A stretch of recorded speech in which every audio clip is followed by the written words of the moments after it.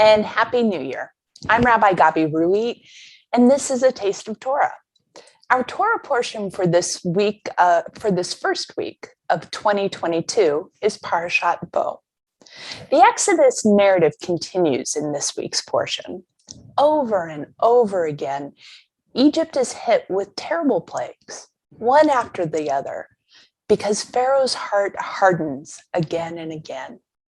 Each plague brings increasing torment and pain to the people of Egypt until the final devastating plague of the death of the firstborn.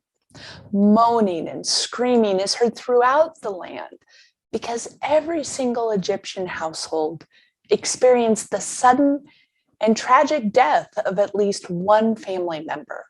The pain is excruciating. It's difficult to read Parashat Bo and not reflect on what we all have experienced this past year. Seemingly intractable political divisions that, coupled with aggressive disinformation, led to an insurrection at our nation's capital.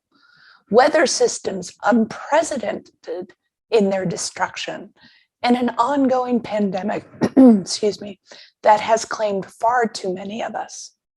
At times, 2021 has felt like this week's portion, an onslaught of plagues.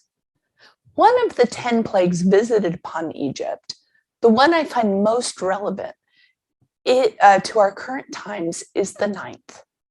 God instructs Moses to hold out your arm toward the sky, that there may be darkness upon the land of Egypt, a darkness that can be touched.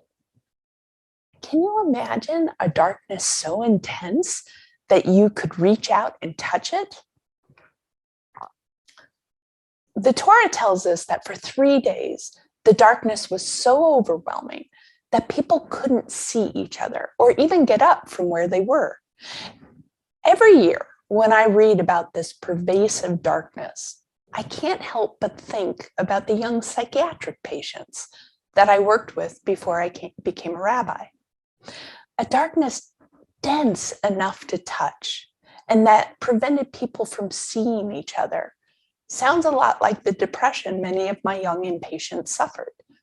When these teens were suicidal, their depression was so intense that they couldn't see the caring in the faces around them or see any avenue for hope.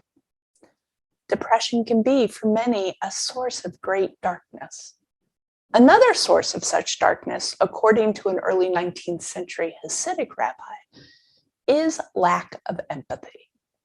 Rabbi Yitzchak of Yorki gives a short but very meaningful teaching about this darkness. He writes, "There is no darkness or gloom greater in the world than this, that people do not see and do not want to see their fellows, but each one worries only about themselves."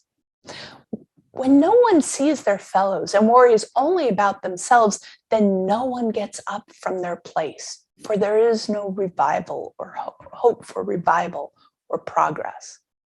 Rabbi Yitzchak's teaching sums up not only the ninth plague that the Egyptians endured, but the darkness many of us have seen and experienced this past year. Take, for instance, the resistance to COVID vaccines and masking seen across the country.